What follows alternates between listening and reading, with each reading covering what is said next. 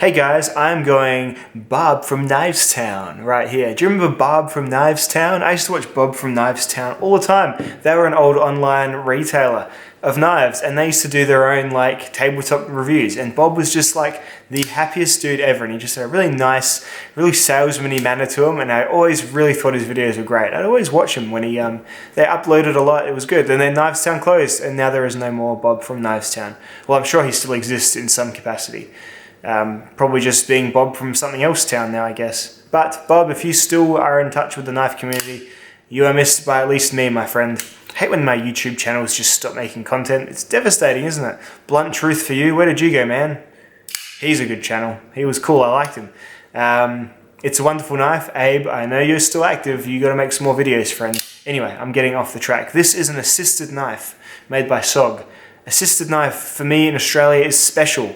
We don't have many assisted knives here. Customs don't let them in. They're not illegal as in like your house will get raided if you have one, but you can't buy them from overseas, and the retailers in Australia don't sell them. Although it's stupid because sometimes they just do, because sometimes retailers just do what they want and it's just us little guys who can't have what we want. It sucks. I guarantee you, well look, I got the Batman knife over, but then I order a Kershaw Leak in CPM 154 and that gets stolen, doesn't it? Well, stolen, confiscated. How annoying. Anyway, this is a knife lent to me by my friend and long time viewer, Killer Deegan. He is often in my comments and he has his own knife channel and he makes knife videos. He's a different type of cat to myself. We are different people, but he is enjoyable and I enjoy his company on my comments, and certainly I enjoy watching his own videos because variety is the spice of life, my friends. At any rate, he's lent me this SOG Trident to have a look at. Maybe buy. I don't know. I'm not sure. I really haven't made up my mind. Probably not, but it's awesome. And that's my one-line review of this knife. It is awesome. Like, in terms of being a knife that's for fighting, maybe for EDC, but mainly for fighting, it's awesome. Really enjoy the SOG Trident. It's AUS 8 and FRN, so not much to the materials whatsoever. It has an arc lock, which is a funny old lock from SOG. It isn't like the Axis lock. I thought it was going to be always perma-sprung like the Axis lock. It's not. It's like it only engages when it needs to be. So I say it's down now. If I crack this open, crack. Now it's in the up position. I need to hold down. There is some spring resistance to close the knife. I found this one actually is a two-handed knife, or a press it against the seat of your pants kind of knife, like your thigh or whatever. So they're different anyway. Yeah, this is a bigger knife. I'll do some size comparisons in a second, but it's got a big clip point, sort of Bowie-like, very kind of combat martial focused, black coated for those nighttime operations where a bit of shimmer will get you shot by Charlie Company. Got one of those kind of blades going on. Handle's really comfortable and grippy. It's got a really good deep carry pocket clip.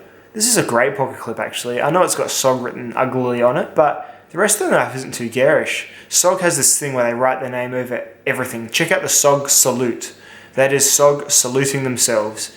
And to that knife, I think I gave my own form of salute as well, because that was a terrible knife. Anyway, this one, not so bad. It actually looks kind of cool. And it feels really well made. So this is a Japanese one. I think now they're assembled in the US. This one was just made in Japan. The newer ones have a couple of little tiny differences you notice. This is really bright red in here rather than just vaguely kind of orangey, really deep in, more flag-like.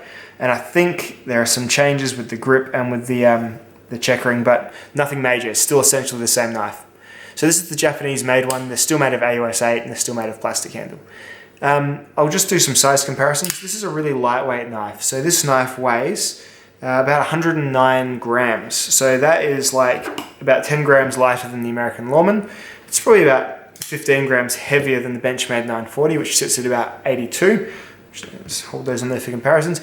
It's a big sort of muscular knife though, and it feels very high quality in hand without feeling, you know, tinny because it is light. So very well done. Very well done indeed. SOG, pat on the back, old boy, SOG. There we go. And this is it next to a Spyderco Dragonfly. Wee-woo. There we are. So, clip point, partially serrated blade. They do come plain, but you know what? I reckon you'd go partially serrated myself. If I was to buy one of these, I reckon I'd go partially serrated too. It does have that feel to it. It feels like a soldier's knife. It's got a lock here, which means that you can lock the blade closed so it can't go off in your pants. To be honest, I reckon I'd actually use that because I'm not used to this sort of mechanism yet. I reckon it would make me feel a little bit better about carrying it because, you know, although it's not a huge amount of pressure when it does go off, like you can sort of just have your hand like sort of in the way and it's not like, my hand or anything like that. I mean, if you got like, say if you figured out maximum radius of that point as it goes past, it's quite sharp, it probably would nick you. So I'd feel better about having it locked in my pants for sure. The black coated blade, it looks pretty cool. I mean, the coating's really nice and I don't think this knife's been used a great deal. And listen, I'm not gonna bullshit you, I haven't used this knife at all. I've just held it and fawned over it because it isn't mine, and as I said, it's rare to get something like this in Australia, so it probably has a bit more value than actually, you know, than just simply its materials and its retail price. It's the risk of getting one in here now, of having it seized. You could order 3 of them and only 1 of them get through customs, so really you've paid $300. That's a weird way of looking at it, but that's kind of how you might have to look at it if you really want one of these in Australia. It's also got this channel here. I think SOG was the first to do this, where you can use the knife as like a strap cutter with the blade away. I think that's one of those answering a problem that isn't really a problem kind of thing.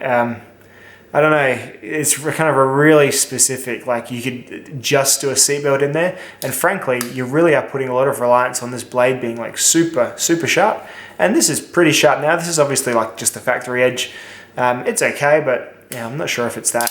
I'm not sure if it's all that, if you know what I'm saying. It's got a lanyard hole here too, which is nice. And just overall, a really nice grip on the handle. Really sort of feels really good in your hand. I like this knife a lot. If these were easily obtainable in Australia and I could pay only like $100 for one, I would get one because I really do enjoy just having this as a different point of my collection, because everything else I've got is so utility or EDC focused. This one's just for aggro stuff. It's good, it's cool, it's fun, and it's a little bit silly, but I like it a whole lot. So that's the SOG Trident. I think they do a mini Trident. They do a whole bunch of knives in this vein, but the Trident is pretty tried and true SOG design. It's been going for a fair while. I hope you've enjoyed seeing it. I'm sorry I haven't really used it, but I'm not going to because, as I said, it's not mine, and I'm probably going to send it back because I think you'd probably want more for it than I would be happy to pay for it if you get my meaning. But anyway, we shall see, I suppose. We shall see. Thank you for watching again. I'll see you in the next video. Bye-bye now. Bye-bye.